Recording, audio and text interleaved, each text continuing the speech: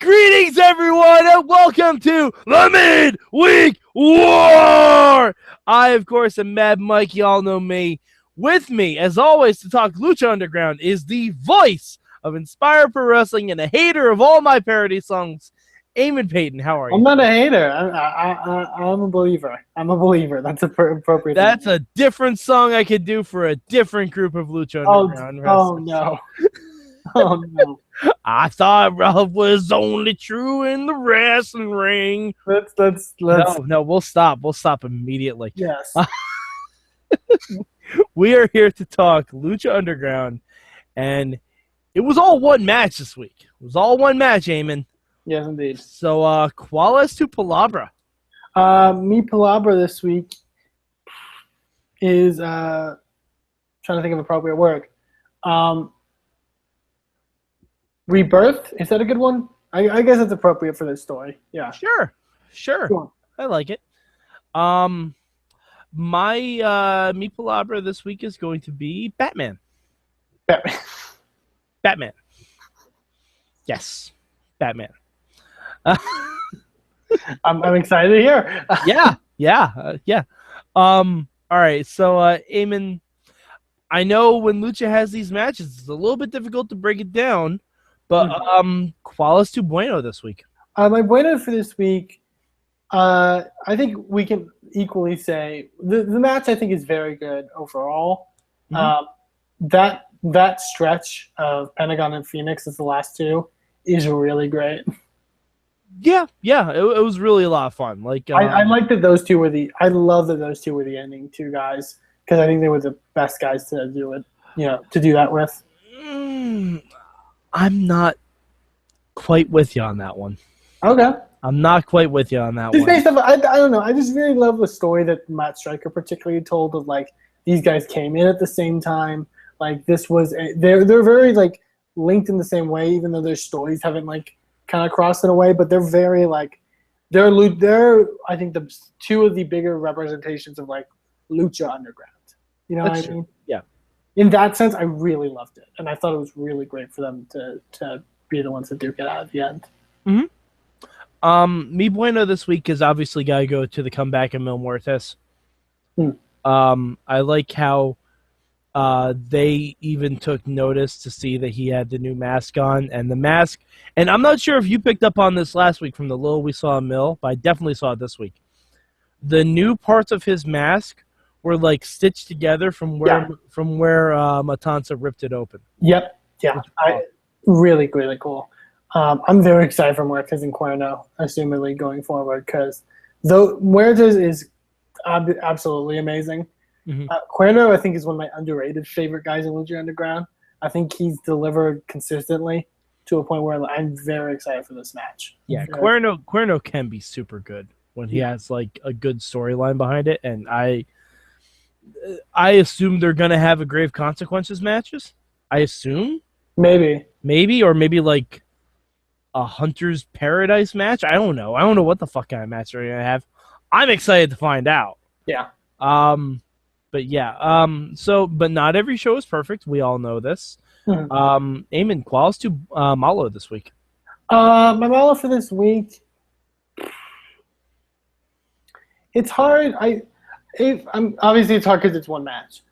The slightest malo maybe would have been that the exchange with Fenix and Ivelisse, just from a fact of I think it would have worked fine if Ivelisse was the only woman in the match. Yeah, you know because you're showing Fenix backing off from Ivelisse, where at the same time Pentagon is beating the fuck out of Taya. Right? Yeah. Which, well, in that case, it's kind of cool because Pentagon doesn't give a fuck. Yeah. But like, I think because Fenix still had to wrestle Taya later on. Like they do some stuff later on, and like now if that was Son of Havoc, totally makes more sense. That makes more sense because they have a like relationship in that sense, right? Or even if it was like, let's say Mac and Sexy Star, like if there had already been established, as far as I know, Ivelisse and Fenix have not really shared ring time at all. Not really at all. Phoenix was supposed to be their tag partner at one time, right? Or no, that's no. That was a different team. I'm mixing up the trios matches. Yeah. But no, like I can understand it if there was that point where like Fenix finally retaliated on Ivelisse, but you didn't get that, and then he just went on to wrestling Taya. Yeah. Do you think this was supposed to be an Angelico spot? Maybe. I wouldn't be surprised. I think it's because that makes more sense. Yeah. Well, I think it's super unfortunate that Angelico like missed kind of most of the season. Yeah. It really is. Yeah. Meanwhile, this week, and I don't say this about Lucha Underground at all. Like I hardly ever do. The match was a little predictable. I'm not downplaying the quality of the match. The match was fun as shit to watch. Don't get me wrong. But as soon as like Cuerno went out right away, I'm like, oh, okay, I know where we're heading. So, because I want to ask you about that, like, so if it was down to Cuerno and Pentagon, you think it could have been more like it could go either way? See, the thing is, I knew Fenix wasn't winning. Yeah. Like, Fenix winning, Fenix is not the story. Fenix had his story in the beginning of the season and has not had anything of note since. No, I understand. He hasn't. Like, well, he still have great matches, but it's still like, I agree. After Aztec Warfare and after the match he had with the singles match with Matanza, like it's more like he's been working these kind of multi-mans in a way. I could see him maybe doing another, like, as far as what he'll do for Ultimate Lucha, I predict him being in another like Gift of the God 7-way.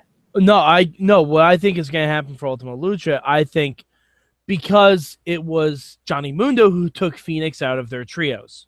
That's a good. Then they won the trios title, so I think we're going to have Fenix, Aerostar, and Drago against Team Wild Stallions. Wild Stallions. Which makes sense.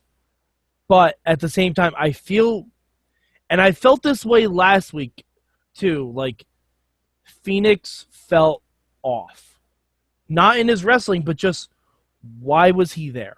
Because I would have liked to see someone else who's had a bit more of a through line in that match, like a kill shot. Or hell, a Marty the Moth. That would have been awesome. Marty, like, on the team with Ivelisse and Taya, and then having to fight them, that would have been amazing. I agree. I think it would have helped if, I think the announce team, should have kind of made a more point of selling that Fenix is the former champion who lost it in Aztec Warfare, lost the match to Matanza, and he wants to get back to that point. Mm-hmm. I think obviously maybe not in like backstage segments or whatever, that hasn't been like the complete through line for Fenix because he's kind of been, like you said, he's had the stuff with Johnny and stuff like that. But if I think the commentator sold that enough in the match, I could buy the story of Fenix winning. Or even if he just does a promo before the match. Yeah, or something like that. Like something, because like Johnny and Taya I care about because they're too charismatic for me not to care about them. You know what would have Pentagon is obviously like the guy that they're pushing. Yeah. Cuerno had a great thing with Mill. And Ivelisse is the ultimate underdog in the match because she's got no friends and she's a woman. So she's immediately... Also, in that case, I kind of wish Ivelisse stayed in slightly longer. Yes, I was about that was going to be my change. Just because they did a good job of selling the fact that like she faced Mill in the first episode, so she has that. What if she can face Matanza? Mm-hmm. I think, like, I understand what they were doing, but like I think that was she was almost more of a stronger contender than Fenix in that way. Yeah. Just from how the commentary was kind of selling her. You know what I mean? Mm-hmm. And again, this is not the fault of the performers at all. This has nothing to do with it. No, it was a great match. It's just my interpretation of it. I like especially when it got down to Pentagon and Phoenix, I'm like, well, Pentagon's winning this. Like, yeah, like none of the false finishes got me. And Lucha Underground, they're usually very, very good at doing that. No, I understand. If that and all right, I'll just do my cambio. I would have had Pentagon and Mundo be the last two. Really? I would have had Pentagon and Mundo be the last two because Johnny Mundo versus Matanza is something I kind of want to see. I feel like that's fun. Well, here's my thing. I think I agree, but also, like, based off of the way their characters have gone, like, I don't see them crossing paths other than, like, it's for the title. You know what I mean? I feel like the Matanza thing, here's the thing. that is a good thing and a bad thing almost in a way is that I feel you get the sense that the Matanza thing is much bigger than just a title match. Yeah. You know what I mean? It's like fighting Brock Lesnar. Right. It's like fighting Brock Lesnar. Like, if you go up against Brock Lesnar, it's not just a normal match, regardless of what, like, the card could say. You're going up against a beast, like a monster. So because of that, you kind of need somebody with either a story or like who is on that kind of that contested level to kind of go up against Matanza at the biggest show. Because you know what I mean. I think it's also because this isn't just a title shot. If it was just a title shot, then it could. I think the match could have gone a multitude of different ways. But the fact, particularly, that this is at Ultima Lucha, I think also is one of the things that makes it just that level of predictable. Here's the thing. I agree it's predictable, but it was the way to go. Like, that's the story to tell. Yeah.